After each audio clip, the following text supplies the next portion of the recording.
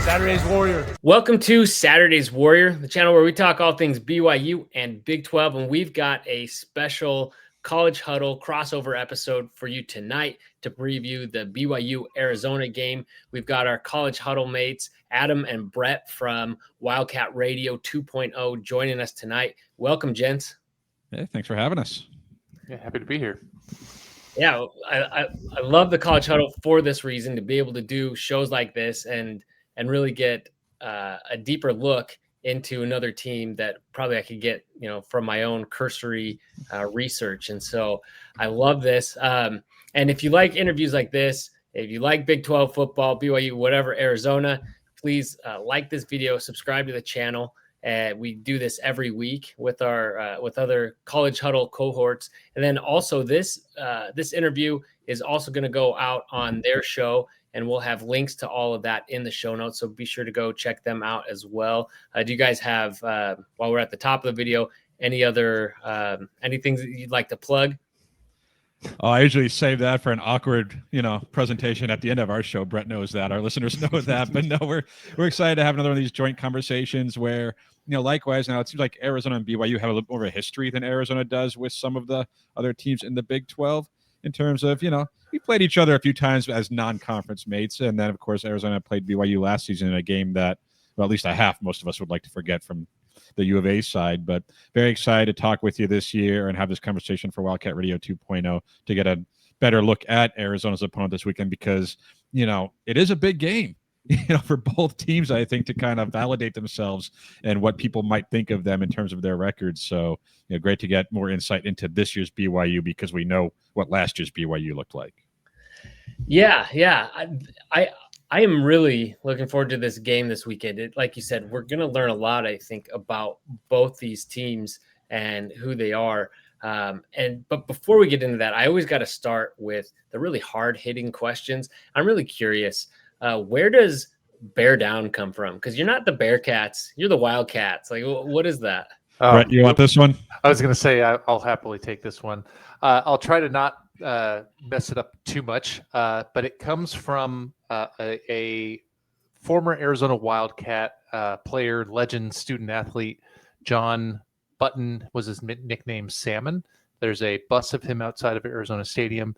He was the short version. He was essentially, the big man on campus, almost 100 years ago, and was in a tragic car accident north of Tucson. He was the star football player, and the legend goes he was in his hospital bed and said, "Tell the team to bear down," and that's where bear down came from. John Button Salmon. It's kind of an inspiring story, and then they made Bear Down Gym and Bear Down Arizona. The unofficial fight song is because of Bear Down Gym. You can see that from the sky when you're flying in, and that's where somebody was inspired to write Bear Down Arizona, which is the song you'll be hopefully hearing after Arizona scores a lot of touchdowns on Saturday. Did I get it all right, Adam? That sounds right. It's like bear is more of a verb than a noun for Arizona. Because there's no bears. We're not talking about, it's not Cal, or anything like that. It's just bear down as like an action, like bear down, and I guess people said stuff like that back in the day. I do sometimes, but it's not something I want to get into. I need to bear down. So no, that's what I love about college sports, is the history and the tradition and the story behind all of this. And as you mentioned, BYU and Arizona has some history. I was actually surprised when I went back, and I need to pull up now, that over the last, because it feels like we've played relatively regularly over the years, and more so in recent history, and we are close neighbors. But when I look back, it wasn't nearly as frequently as I thought. I remember like a bowl game back in, I think it was 2008, perhaps. The Vegas Bowl, yeah. But then there was like a gap there for a long time, I think until 2016, perhaps, when Satake began his tenure at BYU. And that was at the Cardinal Stadium, if I remember right. Right. Yeah, it's interesting that we've played each other a few times over, since then, and it's been in different locations every time. And well, so wasn't it the first Kevin Sumlin game was against BYU? I think, in Tucson, and then there was the first Jed Fish game, which was against BYU in Vegas. Like there's a bit of a history. It's a good history though. Like I think BYU, even before Brett, might feel the same way, that there's a big BYU fan base out in Arizona, right? So that's a well-attended game. It's a passionate fan base. It's a quality fan base, and it's not a real rivalry. But when you play as often as they have with fans who just live out here and can go to the game so easily, it becomes a fun matchup. Now, most of them recent history have not been too much fun for Arizona, but the games that Arizona has won, like I'm happy that BYU is going to be on the schedule more often, I think, for Arizona fans. And I don't know how BYU fans feel about playing Arizona more, but I think it's just from an Arizona perspective, it's a fun game to have on the schedule. Well, I think going back all the way to 2008, the Vegas Bowl, it feels like these teams are always an interesting matchup every year, right? Like every game, I think both teams look at that game and be like, yeah, I should have a shot in that. Even if one is favored over the other, there's always an interesting matchup situation. Maybe Rich Rod had the small, fast guys back in the day, during those years, and Kevin Sumlin had whatever he was trying to do. But BYU presents unique challenges for a team like Arizona that used to not have, shall we say, the size and maturity on the lines that BYU has and uses to their advantage effectively. But it always just seems like it's going to be a fun game, and it seems usually mostly pretty competitive. And even when Arizona's still not been coming out on top as much as Adam and I would like. Well, here I pulled it up for people that are watching in the video, but I'll describe it so everyone listening can follow along. But looking at the Winspedia page, and you can anyone could go look that up. But so yeah, it was the 4 games since 2016, and like I said, they were all in different venues. We talked about that in Glendale, Tucson, Vegas, and then Provo, and then of course back with you guys. And then I guess why it felt like we played all the time is because while I was in college, we played a few times, but then there was a big gap, and then we've played more in recent history. But before that, there was a long gap back all the way to 1977. So it had, and it's weird because they feel like such natural rivals. As you mentioned, the large contingency of members of the Church of Jesus Christ of Latter-day Saints in Arizona and in the area, probably a lot of crossover in fan bases.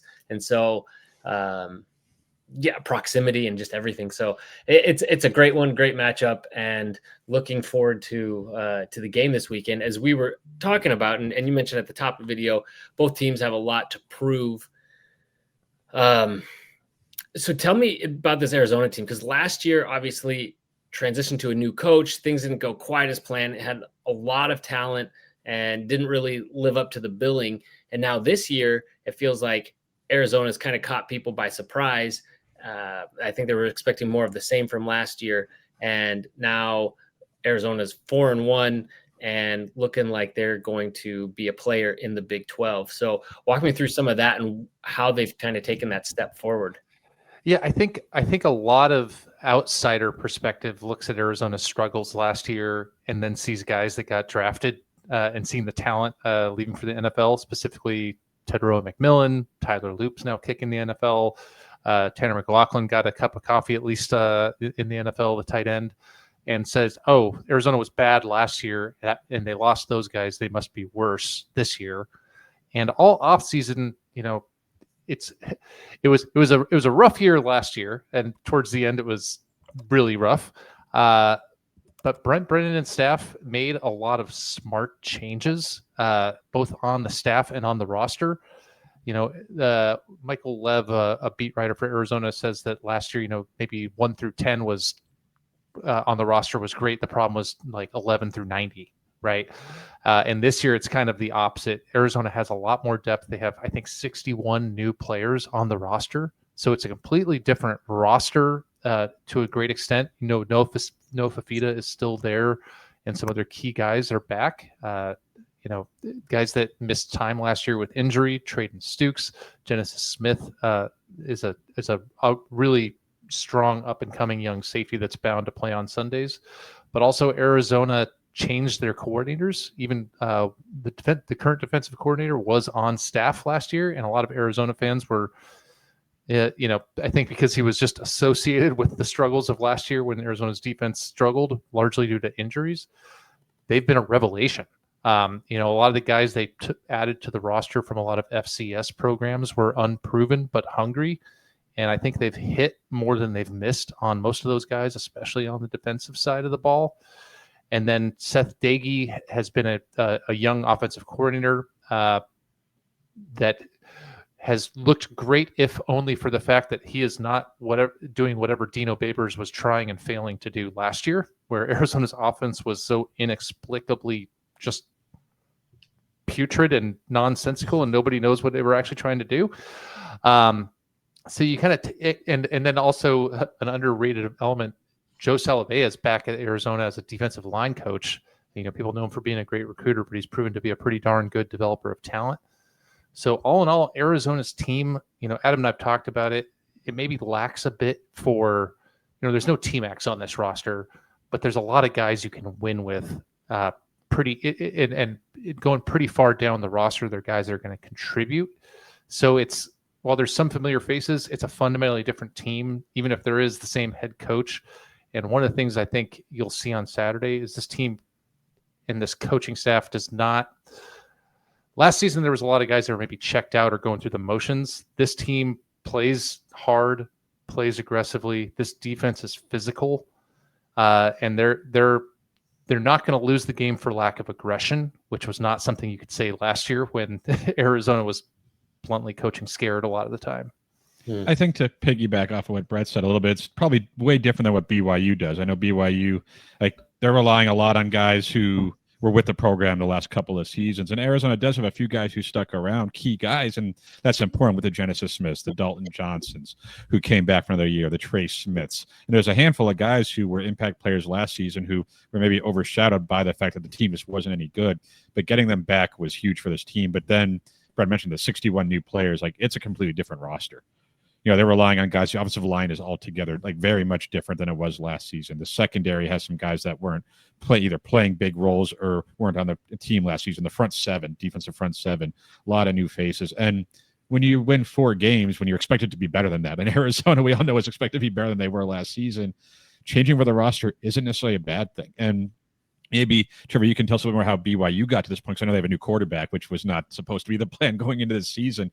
But whereas Arizona, we can say there's some confidence because it is a different team, a vastly different team than the one that took the field in Provo last season. BYU seems to have a lot of similar faces, albeit a different one under center. Yeah, there is a lot of continuity this year, which was something that I think really benefited BYU last year, because in 2023, I'm just getting all my year straight. Yeah, 2023, the amount of turnover that we had, and it was a lot. And we went to the portal heavily, brought in a lot of talent, but there was not a lot of time for the team to gel. BYU did not do as well. And then they took that big jump between 23 and 24. And as you know, went on to an 11-2 season. And so we're hoping to build off that this year. And so a lot of guys chose not to go to the NFL. They probably had a shot at getting drafted or getting picked up by an NFL team and decided to come back for one more year. And so, yeah, to lose your starting quarterback and throw in a true freshman in his place when you have big hopes and expectations to be in the mix for the conference championship, that really throws a wrench in things. Jake Retzloff is gone. That's a whole nother story.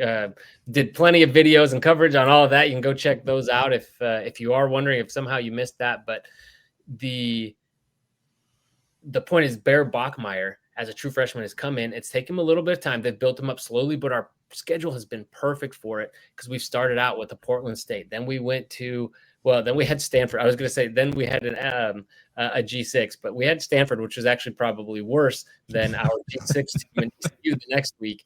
And then we had Colorado, which I would say is probably better than West Virginia, but then West Virginia last week. So each week progressively been able to kind of ramp things up. And each week he's been able to show more and more and really get settled in. And he seems really poised out there and really mature and beyond his years. And so obviously as competition continues to ramp up, that's what we're going to see, is how well he continues to build on his game and show that he can hang. Because if he can keep doing what he's done, the pieces around him are good enough. The continuity, the high end talent is there, even though BYU has taken some hits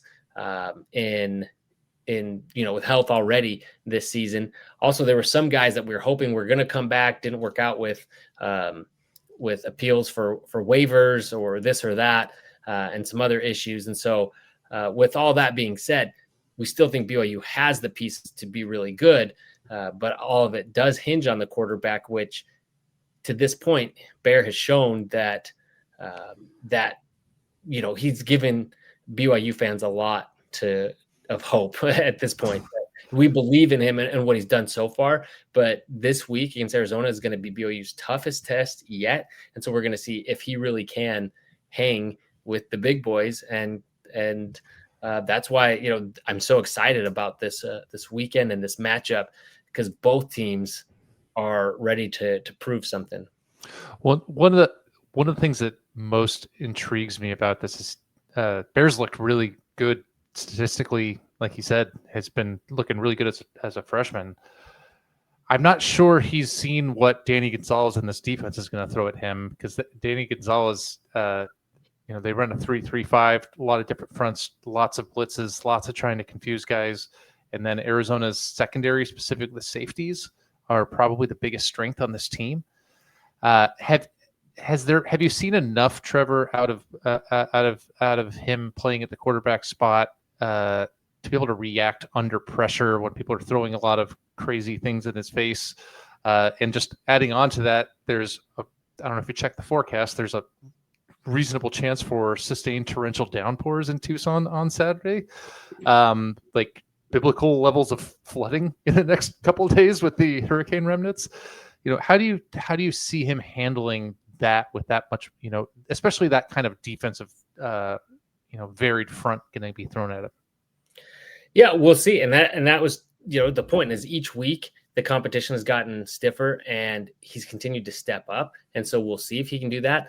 Now, saying he's never faced a defense like Arizona in an opposing team, yes, but he's going against BYU's defense in practice, and I really like the guys that we have and what that defense can do. And I think the defense, as good as the offense is, the defense is really the calling card of this BYU team, which is funny because it's kind of been different than has been over many years. You think of all the quarterbacks and everything that's gone through BYU, but so I like to think in practice that he's been able to see a lot of different looks and they've been able to pressure him and put him in some of those situations. But if there is weather and it comes to that, it goes to our running game. And I really like LJ Martin as our running back. Now, our running back group has taken some hits, and Bear showed against Colorado that he can keep it and put on the ground, and he can run for it as well if it calls for it. So I think there are enough wrinkles in the offense to be able to account for that and keep them moving. But yeah, we will see. I mean, he made some errors last week, and one of the things that I think is most promising, because he had his first turnovers, and one of them was just a super play from West Virginia, and it was a throw he probably shouldn't have made, but an excellent play by the defense as well. And he came right back after both turnovers that he had in the last game. He came right back the next drive and took us down the field, scored touchdowns. And he came right back in the very first play and threw the ball and made excellent passes and showed like he forgot already. He had short memory and ready to get out there and do what it takes to win. And so I do like that about him, that even if he makes mistakes, that he's not going to get rattled and he's going to be able to adjust. One thing, and Trevor, I'll let you ask us a question in a second too, but you kind of mentioned how the schedule has ramped up for BYU week on week. And that's, I think, part of what's make this game so interesting for both sides is like looking like ESPN has BYU with, I think, the 105th toughest schedule so far. So it's not exactly like they played a murderer's row and you went over the teams. Like those are probably two of the worst teams in the Big 12 in terms of the Big 12 opponents. And then Stanford's in there, so, but at the same time, Arizona's 99th in terms of strength of schedule. It's not like they've played a murderer's row either. So we see these teams with good records and good performance, like a true freshman quarterback who's done well in these moments. Like Noah Fafita, for example, he threw an interception last week against Oklahoma State and had one of his best games. Because like, wait, you're playing Oklahoma State, you better torch them. Like, you made a bad throw, bad read, and interception. What about the rest of the game? So I'm curious how much belief there is in BYU. It's like, how much of their record do you think is maybe a product of the schedule? Because if you ask me the same question about Arizona, I worry about what the answer is, because Arizona's played one upper half Big 12 team so far this season. Maybe Kansas State finishes there, I don't know, but they played one good Big 12 team this season and lost, soundly to them. So like for BYU, if they haven't played a good team yet this season, how confident are you in that record being legit, or how much it might be just a product of the schedule? Here's the thing. I don't think that there's a game, or better yet, I don't think that there's a team in the Big 12 that BYU can't beat. And I think that probably goes for a lot of the teams in the conference. Like, any team could win any game. Oklahoma State will win another game. I don't think they'll go the rest of the season without winning. They're bad. They're really bad. UCLA won a game, so I'm just saying anything can happen. Fair. But I guess my point is, I think, I like it, BYU's chances against just about anybody, but BYU needs to really put it all together, and we've yet to see him have a complete game that way, and obviously stay healthy. And so, it will be tough. It's going to keep getting tougher, and it's hard to say, because I do think, because we're getting into a very difficult part of the schedule, and Arizona was not supposed to be part of that difficult stretch. So, and neither was Cincy, and those are kind of on the bookends of what was this really difficult portion of the schedule. And now we've got two more teams that are kind of emerging, showing like, hey, don't overlook us either.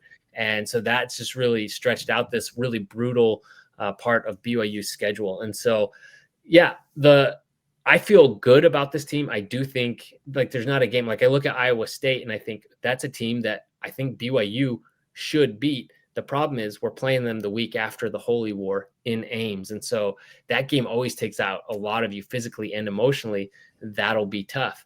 Texas Tech will be really tough, obviously. And, we even have TCU. They've kind of been hot or cold, but, they've had BYU's number, and I certainly wouldn't write them off. So, but on the other side of things, I feel good about what BYU's doing. I just want to see them kind of work out all the kinks, and they hopefully they have by now, because we're not playing West Virginia again.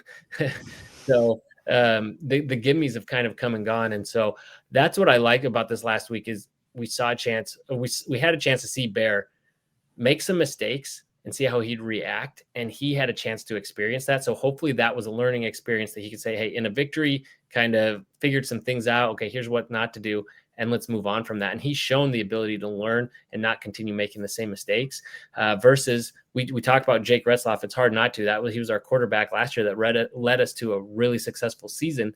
And he was turnover prone. He was big chunk plays, but also some big head scratching plays. And whereas this year we have a little bit more consistency in Bear, he might not get all the same amount of flashy plays, but then again, last game he had some really incredible passes. So we will see. I guess that goes a long, long way of saying that, of answering your question, of just saying that is why I think we're said both teams will kind of learn who they are this week, and we'll see how for real they are. And it really should be a good one. Yeah, Trevor, you talked about the brutal schedule BYU has coming up and the week before the Holy War matchup. Does that mean this has better than normal chance of this being a trap game for BYU, where it's not the game you expected? You're on the road. You might have a team that's kind of up and coming and starting to believe in themselves, or is that just me wish casting? I can't speak for what's going on in the locker room in their heads, but in terms of fans, I mean, we're all aware that, I don't know, this feels different, because and again, it's foolish of me to think that our fan mindset is the same as what's going on in the locker room. But I've seen fans really focused on Arizona. I think people know that, that there's still question marks here, and that we've got to focus on Arizona and take care of business there first. But I guess the other thing is, like someone like a Bear Bachmeier, some of these other guys, although we do have a lot of continuity, I was going to say some of these guys haven't been as caught up in the rivalry. Maybe it's less of a distraction for them, but no, we do have a lot of continuity. In fact, we have some Utah guys on our roster that were somewhat controversial from the offseason. So I know it's scheduled. Obviously, they're thinking about it, but I guarantee the coaching staff is doing everything they can to keep them focused on the game this week. So hopefully it's not a trap game. That's the problem, is you guys were too good early in the season for us to overlook you. But we should talk with Brent Barron about that, with Arizona being too good to be overlooked, I guess. Yeah, if you want to be overlooked, you got to struggle a little more. No, I don't think BYU's overlooking Arizona in this game. So I have a question. Speaking of Brett Brennan, I think we talked a little bit last year. There was a lot of question marks, especially with the way the season went. Even if, Arizona doesn't have a miraculous season, but it looks like continue to build on it, have a very solid season. We're talking 8, 9, maybe even 10 wins. I mean, do you feel like the fan base is starting to buy into him, or there's still some question marks? I don't think the fan base as a whole has bought into him yet, because I think the scars from last season, where you have a T-Mac, you have Jonas Avanea, you have guys like Jacob Manu for a few games, you have Takari. It's like you brought back a team that was preseason top 25 and won 4 games. Now, were they overranked to start the season? Did a lot of people ignore what they had lost from the year before, not just the coaching staff, but among the roster? No Jacob Cowing, Michael Wiley, Tanner McLaughlin. You lost some of your defensive guys. Sure, they shouldn't have been ranked where they were, but last season was so bad and so wasteful of some of the talent they had, where it's hard to forgive that. Now, if they go out and win 9, 10 games this season, beat ASU, to end things, or to end the regular season, a lot will be forgiven. But I think the scars of last season, and the fact that Brent Brennan, wasn't like he lit the world on fire at San Jose State record-wise. It wasn't like people said, oh, you got Brent Brennan? Wow, what a hire. It was like, okay, you need to hire someone who's able to keep the team cool. And then they proceeded to tank the team, right?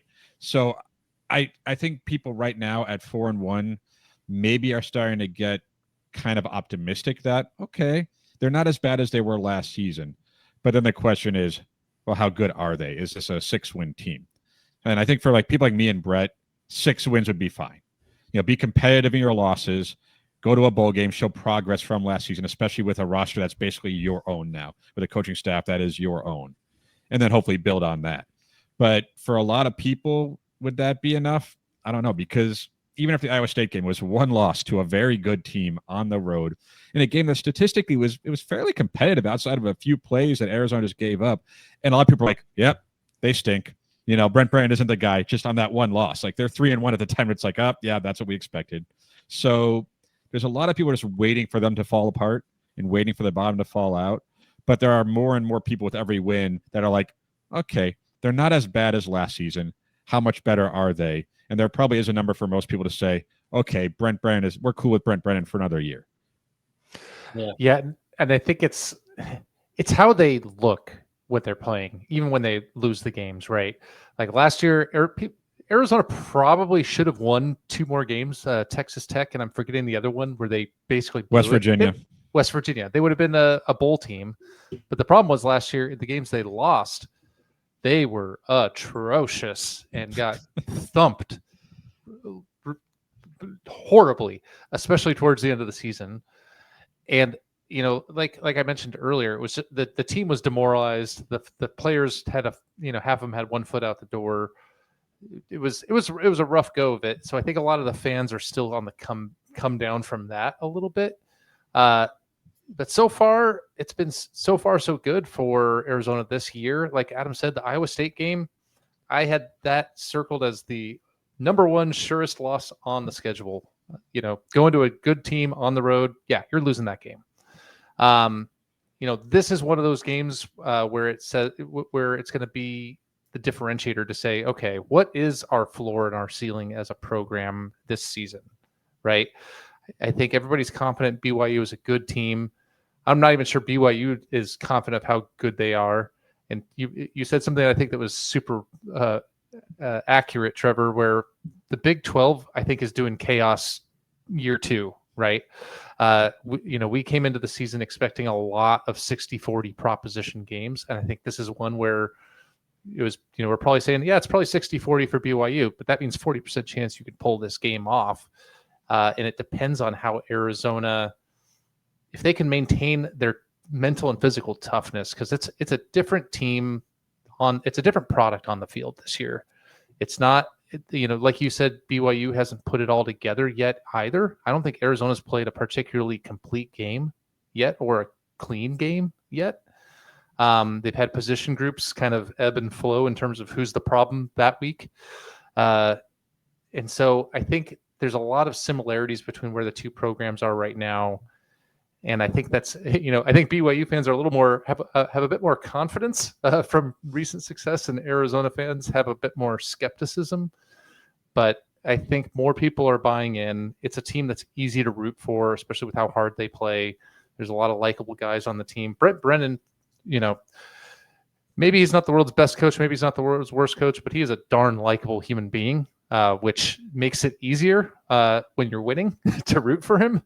And it, kind of makes it easier to yell at him when they're losing, like last year.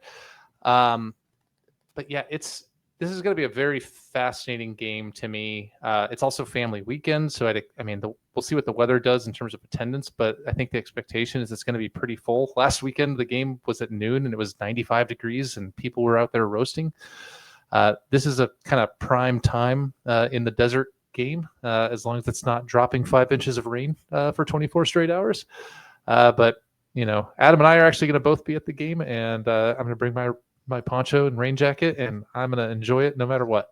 Well, and like to say, I think Brett did mention, like, Brent Brennan is super likable, and I don't think there's an Arizona fan who, like, there should be no Arizona fan who wants him to fail. Even if you think you could do better, like, you want him to succeed, right? Like, it's, if he wins games and Arizona wins games and everybody's happy. And after Jed Fish left, and so like people weren't like enamored with the Brennan hire. It was like, oh, this is the best he can do under the circumstances. There weren't a lot of people who were like, Jed Fish, that's a home run. Wow, like that's the guy right there. And then 3 years later, he's leaving for Washington because he did a good job. And people are like, oh God, you can't replace Jed Fish. It's like, well, Jed Fish wasn't even Jed Fish until he got a couple of seasons under his belt. But the one thing about Brennan, and I hate this reason to hire a coach, and Arizona has done it before, I think other programs do it too, is that he has a connection to Arizona. He's not an alum. He went to UCLA, but he is an alum of like the Dick Tomey staff. So great. I think his wife, he met at U of A. So he loves Arizona program. He wanted that job. It's like his dream job. So you don't expect him, if Arizona wins 8 games this year and wins 10 games next year, which, in dreams, maybe. But if that were to happen, you're not as worried about Brent Brennan leaving for the bigger job. So for that reason, especially too, you're like, okay, I want him to succeed because he might be the guy who's here for the next 15 years, 20 years, if he can win and, earn that. And at the same time, I hate that hiring because, like, don't be afraid to lose a guy, because Brett and I always talk about it. In theory, if you hire a Jed Fish and he leaves, he should leave your program in a pretty good spot, a better place than it was when he got there. Granted, with the transfer portal, it's not entirely the case anymore. But so I think that the big picture is, and I think Brett said it, and I think I kind of indicated as well, people like Brent Brennan. They want Brent Brennan to succeed, but there's still a good amount of doubt as to whether he can. And this game, more than I'm writing something I read for AZ Desert Swarm, and I have something going on right now. It's like every game when you win games, and I think the same for BYU, when you go to a season without the high expectations or with high expectations, but every game you play becomes the most important game of the season as long as you're winning, And for like last week for Arizona, it was like, okay, can you rebound from your first loss and take care of business against a bad Oklahoma State team? They did. Now the next game is the most important. It's like, okay, can you come off of that game and beat a good BYU team? And if you can do that, then it becomes the next game and the next game. And that's the fun thing about winning. So the question is, can Brent Brennan beat a ranked team at home? Like they beat a ranked Utah last season on the road, and we found out Utah wasn't any good. But can they win this game when there's expectations, when there's excitement? Can they beat a good BYU team at home? And if they can pull this one off, no matter how it happens, if it's 7-6 in the rain, then I think we're going to be like, okay, that's another box that Brent Brennan has checked that he has yet to. So, this game will go a long way towards the feelings for this season and this coaching staff for sure. All right. Well, I mean, I want the best for him, and obviously, I wish just not this Saturday, right? It's not this Saturday. I hope it's not enough to completely demoralize all Arizona fans and turn them on their coach. But I'm really hoping that this week is not his week to prove himself. So, and something else we noticed, because you mentioned obviously you lose T-Mac and he was a problem even in the BYU victory. He was a problem to an extent. It's a very different look this year. And looking at the receivers, I mean, you have 1, 2, 3, 4, 5 guys with over 100 yards, 2 more with over 80.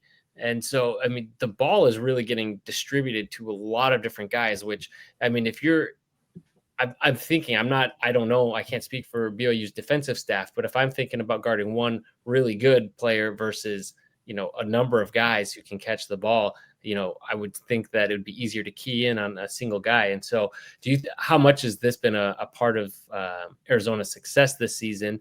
And is, what's led to that? Because it seemed like last year, at least I remember with the BYU game, I don't remember what the stats were specifically, but felt like he was just really keying in on McMillan on every play. And it was, you think? Yeah. It wasn't just the BYU game, Trevor. Yeah. It actually almost became problematic, I think, for Noah Fafita last year. There was 3 straight games, Adam, where he ran T-Mac was running down the sidelines. They're marching down the field and throws up into triple coverage for an interception at the goal line. When there's someone running across the middle or someone else wide open and it's like only had eyes for T-Mac, which isn't dumb. When you have a T-Mac, you want to get him the ball.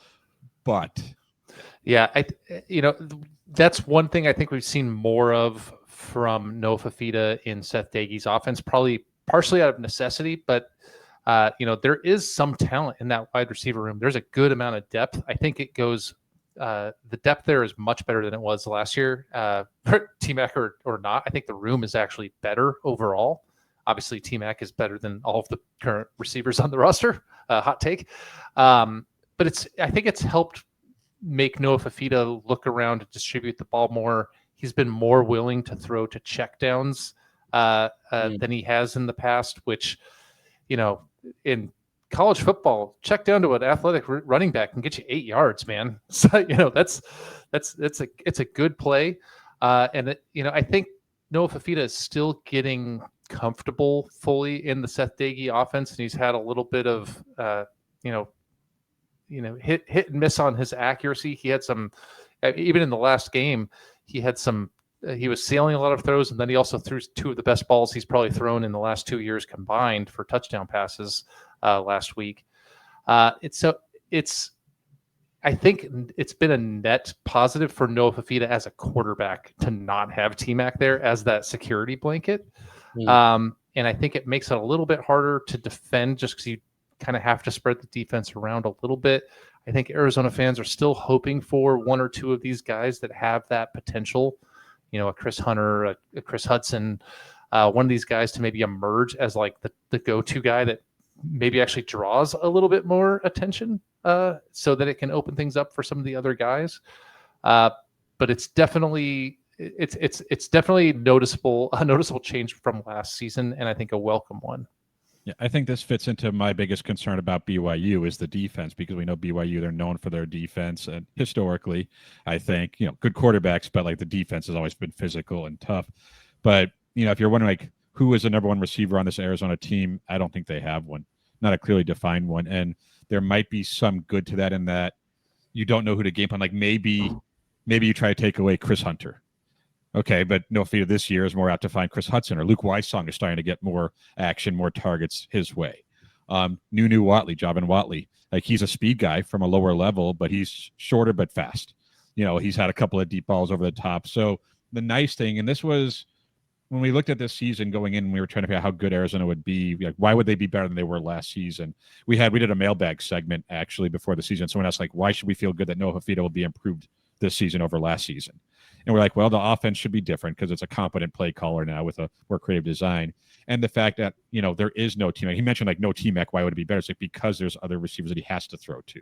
That Noah Fida can't just be like, okay, T-Mac's streaking on the sideline, because oftentimes a jump ball to T-Mac was the right throw. At least it's not the wrong one, because he's that good.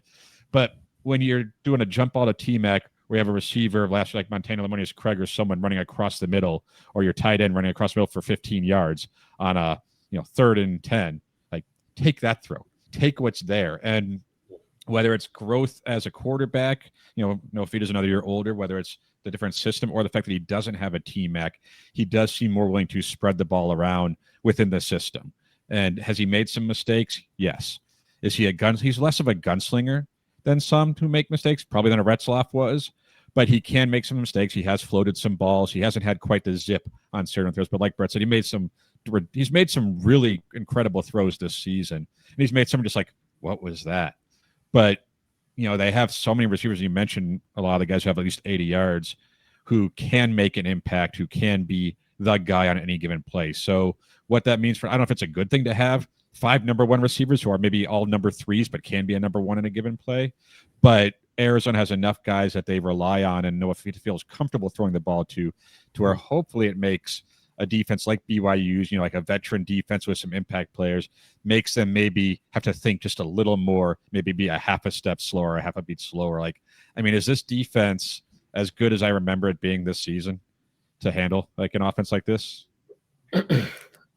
It's tough to say. Our secondary, we had some losses there, but they've continued to step up and show that we had depth. And there was a lot of chance to develop a lot of these guys last year, and they've stepped up.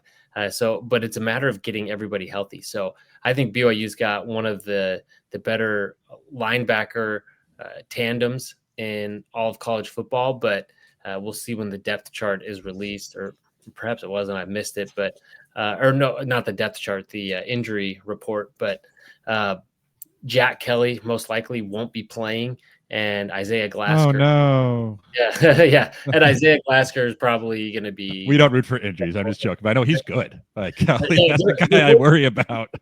And we have some other guys that with some talent behind them, but it's hard to replace 2 guys that are going to be playing on Sundays.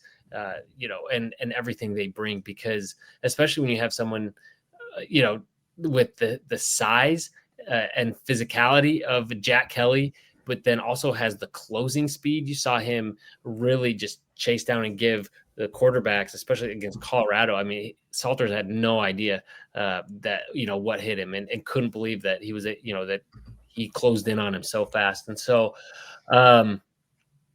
it's tough. So we will see how the defense functions. I mean, obviously they held together. We had a 2 goal line stand, 2 plays on the goal line and held this last week without these guys. And so this defense showed, some resilience even without them, but to play a full game against an offense like this, we will see. And a lot of guys are going to have to step up. I think they're up for it, but obviously whenever you have injuries to some of your stars, I would say, those 2 players are probably 2 of our top 6 most important players on the entire team. And so to lose either or both of them in a game is going to obviously affect things. I think that's interesting because Brett mentioned how he doesn't think Arizona has played like a complete game. And offensively, I think we have a better idea of what they're trying to do, but we haven't seen them play like a clean offensive. I think I saw one of the stats. They're one of the more dynamic offenses in the country, actually, or certainly in the Big 12. And it doesn't always feel that way. There are drives where they're just moving the ball up and down the field, and there are drives where they just stall out, or their trick plays haven't exactly been the best lately. But I wonder, because Arizona, the nice thing about their receiver group, especially their running back group too, if they're all healthy, and Arasano hasn't been, but he's a bigger running back. Ishmael Mahdi is, a good, complete, smaller, but good speed, good hands, a dynamic all-around back. Quincy Craig too, but there's like Trey Spivey, who had a couple of touchdowns last week against Oklahoma State. He's like a big receiver who has a knack for scoring touchdowns now. I mentioned Watley. He's a smaller speed guy. Chris Hunter is kind of an all-around receiver, got good size, good speed, pretty good hands. Luke Weissong, good hands, had a big touchdown catch last week where it was a scrambled drill. Just the very nature of what Arizona can throw at a BYU should test whatever depth they have. And that's if Arizona's playing well, if they're doing what we think they want to do. Like there's a world where the offensive line can't block and Fafita has no time to throw, and there's no running room for the running backs, and the receivers don't make a difference, and the lack of depth or the injuries in the secondary don't matter. But I think for Arizona's fans and what Arizona is hoping is that the offensive line does hold up. And if they do, there's enough options in the passing game. Maybe not at tight end anymore. Arizona had another one enter the portal, and they're a little bit thin at that position. But that they have enough weapons that Fafita, if he's playing well, if he's on his game and making good reads and crisp throws, that he could take advantage of some of those. Because if you hold up, and this is any secondary, if you can hold up long enough, someone's going to get open. So the question is, can Arizona hold up long enough to get Luke Weissong open or to get Trace Spivey open? And I'm curious to see what a good defense, maybe a little bit of a beat-up defense, but a good defense, well-coached defense, does against what we think is an improved Arizona skill position talent with a better coordinator guiding things. Like that's a really fun matchup to me in this game. Because the way you make it sound like yeah, it's a good team, but they might be missing a couple of guys that would really help BYU slow Arizona down. And we haven't seen Arizona be just unstoppable offense yet. So it's like, is it this game because BYU, while good, is missing some guys? I hope so. But at the same time, I don't count on a BYU being, okay, they lose a guy, they have another guy ready to go. Like, that's how I see BYU as a program. Yeah, and you asked me earlier, like, how confident I am in this team. And, I do feel confident as a fan. Like, I can put on what we say as Cougar fans, put on the blue goggles and just, like, see everything and that we want to see. If we can see this perfect scenario playing out. I don't think BYU is going to go undefeated. I think most likely scenario is 8 or 9 wins, but I think they have the potential to get to 10 or 11. But I don't know if they will. Obviously, they need a lot of things to go right. But what I will say is that what I think doesn't matter. This BYU team believes they can win every game and believes they can go 12-0. And I think they're playing with a lot of confidence. And I think it's because they've been there, they know what it takes, and that they're going back through it and that figuring it all out together. So even with a couple guys that might be out, I think these guys coming in right behind them are going to play with the confidence that, hey, we don't have to miss a beat. We're going to keep doing our thing. So I like to think that they'll be able to, we won't see that drop off. Yeah, because this team really does. I don't know, just something about it. The mindset that this team has developed, which is so different from the BYU teams, I think, from the early days in the Satake era at BYU, that just really has this other gear that they're able to tap into. So I'm hoping that they have more of that this weekend, that we don't see that drop off. I'm sure there will be some, but yeah, it'll be interesting to see what new wrinkles that the defense can put in to try to throw off Fafita and try to slow down some of these receivers, but also to put the guys who are playing, the guys who are healthy, in the best position to succeed. And I don't know what the answer to that is. That is why I'm sitting here instead of up in the booth on you and us all. We're all the same boat there. If we knew what we were talking about, we wouldn't be doing podcasts, for the College Huddle Network. Right.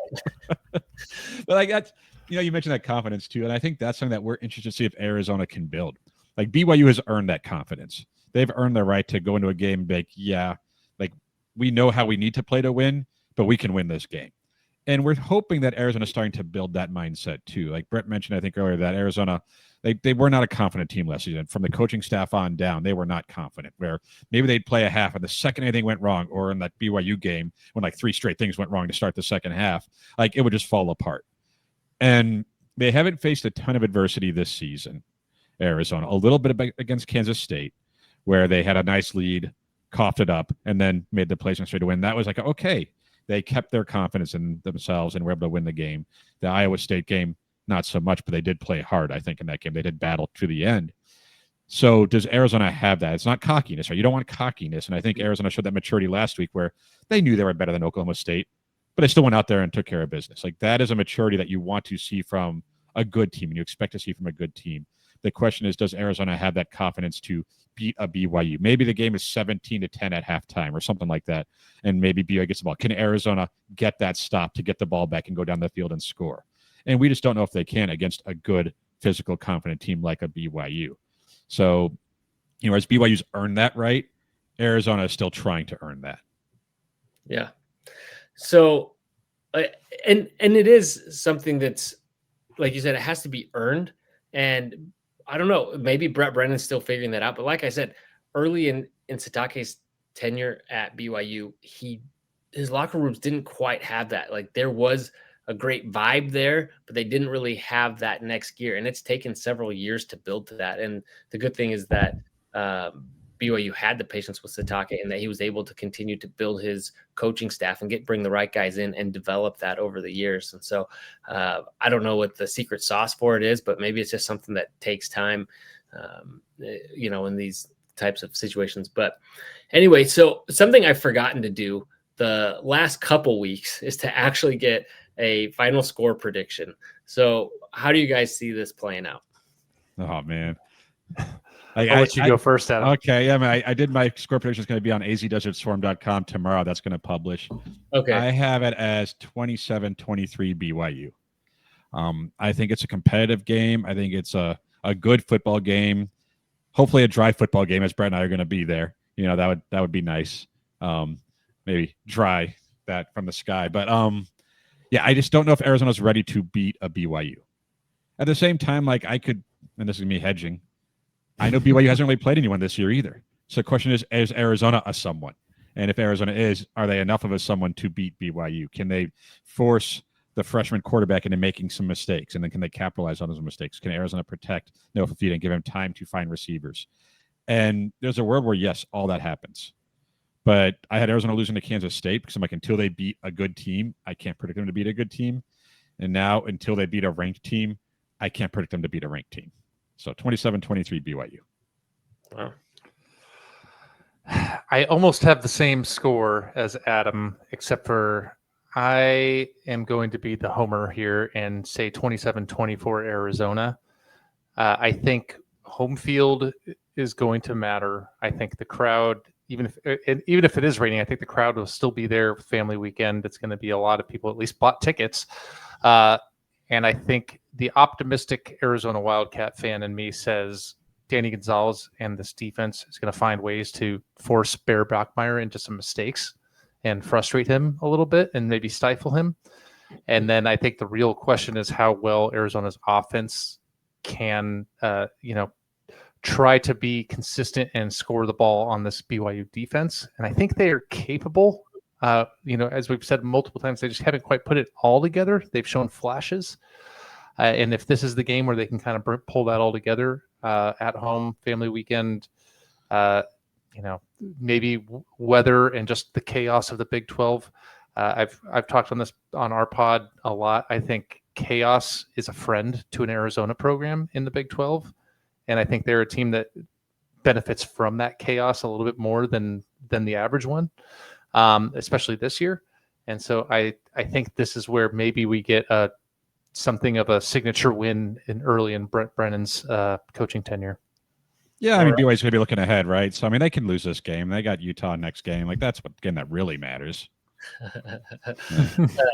It's possible. I would really like to, check off the bowl eligibility first before moving on and thinking about Utah. And what a novel idea, Arizona State playing the final game of the season. I don't know what the Big 12 is doing. Like, I'm so glad to have the Holy War back in conference, but middle of the season, it's just brutal. You saw what it did to both teams. And I'm sure, major rivalries like yours, afterwards, you're just so beat up, and both teams really came out flat, referring to BYU and Utah last year in those games that followed. So I'd really like it to be at the final game of the season, but it's not. And so here we are.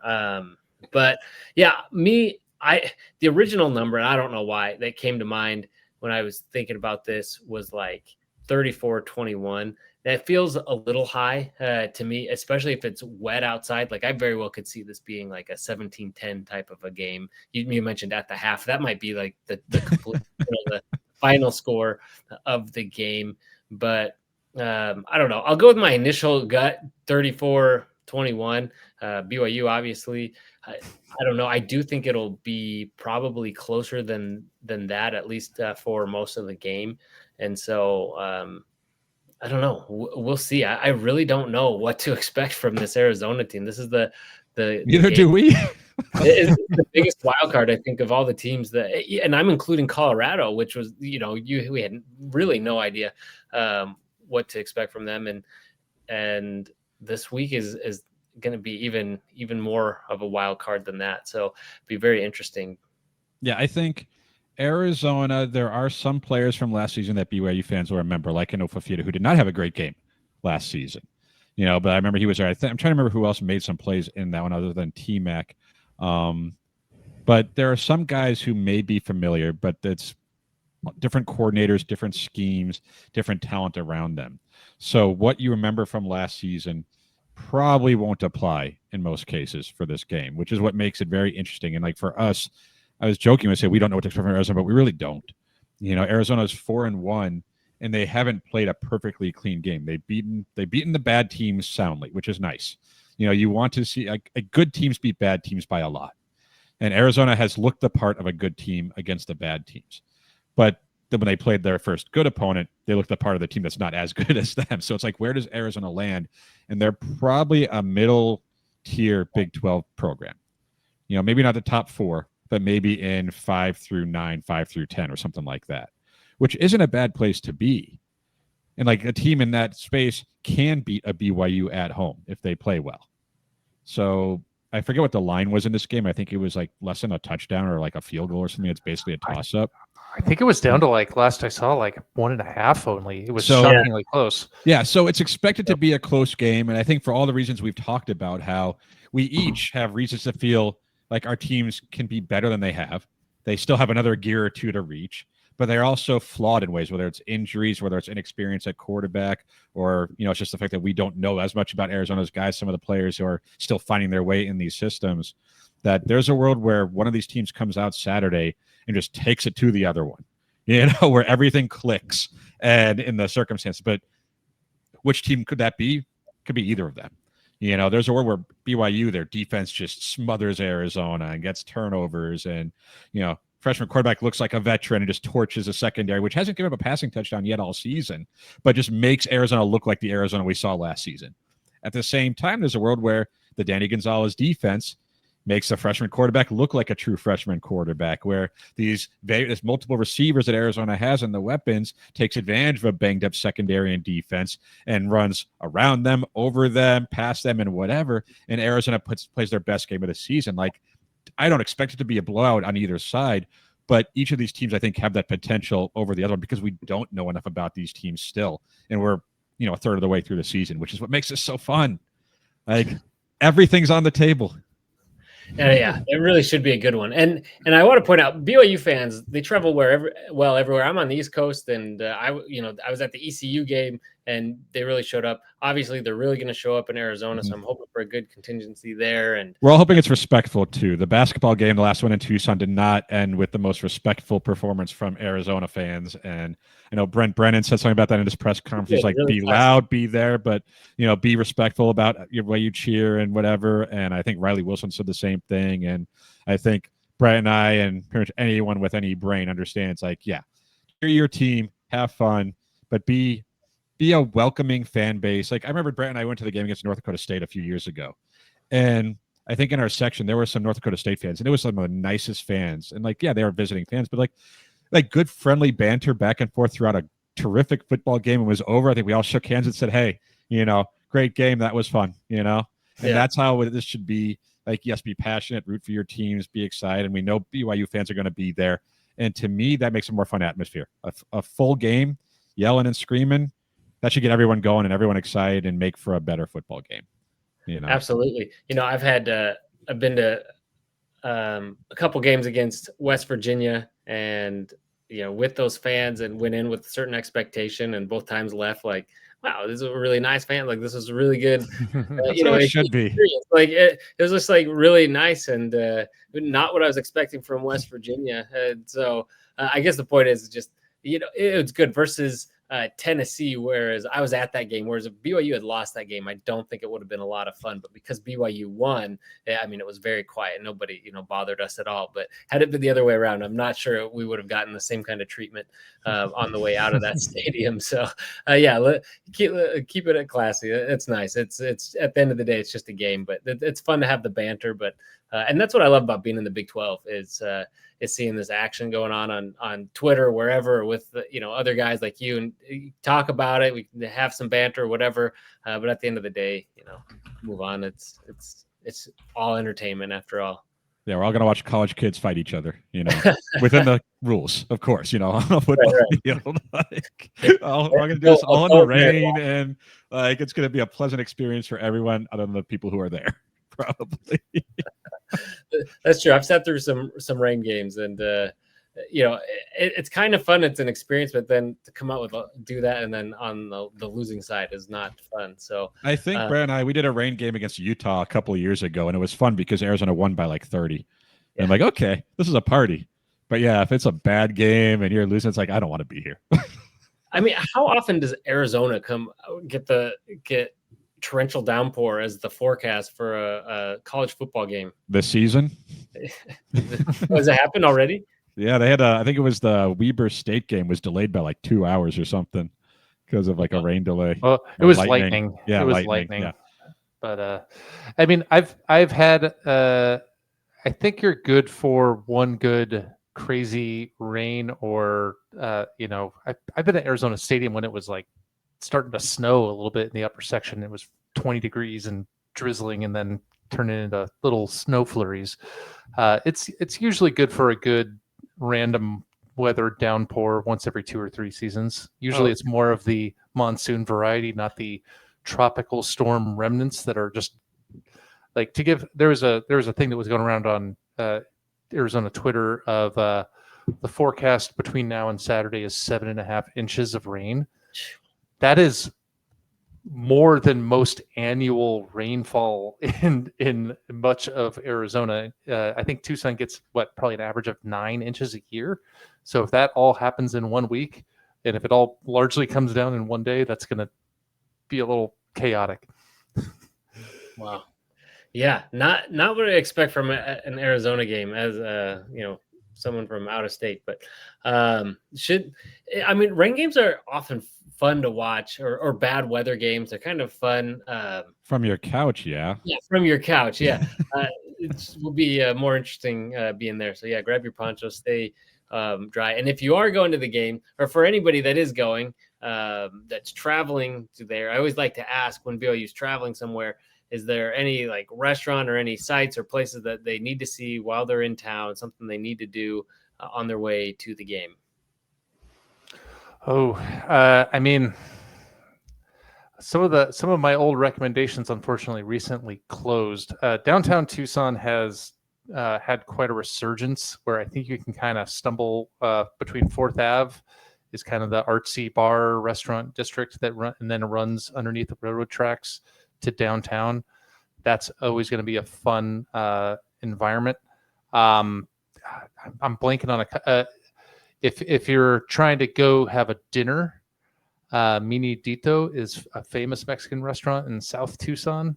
Probably not for game day necessarily, but if you're coming in the night before, that's the place where Bill Clinton went when he was president, and the people that are from the state of Oaxaca in Mexico will be like, this is the place you want to go for great Mexican food. You're making me really hungry. All right. Well, that sounds good. Well, I will not be going. Otherwise, I would definitely take you up on that, because that sounds fantastic. But anyway, well, thanks again for joining me and breaking it down. It was a lot of fun to talk ball with you guys, and really, I'm glad Arizona's having a good season. The more Big 12 teams that can do well, I think it's good for the conference. So wish you guys the best of luck starting Sunday for the rest of the season. And, and ultimately you can win some games that'll hopefully clear the path for BYU if they can keep winning to get to the conference championship. But anyway, Adam and Brett from the Wildcat Radio 2.0, please do go check them out. Also, while you're here, like this video, subscribe to the channel, and make sure to go check out all the College Huddle and all the many shows that are on there and all the great content. And thanks again for watching. And as always, go Cougs. Bear down.